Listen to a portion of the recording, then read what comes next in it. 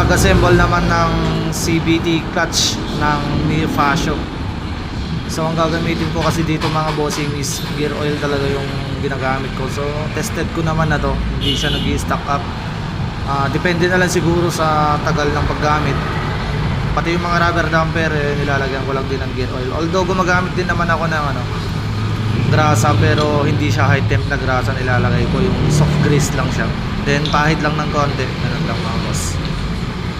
Tingnan nyo to, sobrang smooth kapag gear oil. So ang paglinis talaga ng lining or sa CVT is kahit every 6,000 km mga bossing, all goods yan.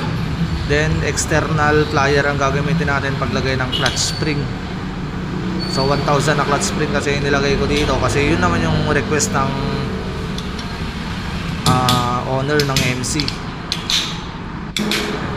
So kapag nailagay nyo na, next yun na yung clutch spring. So may baliktad dyan mga boss, pupugin lang natin muna. Yung pagkabaliktad nyan is yung flat edge, yun yung nasa ibabaw. Then yung may curve sa gilid, yun naman yung nasa loob. Next natin yung kanyang circlip na tatlo.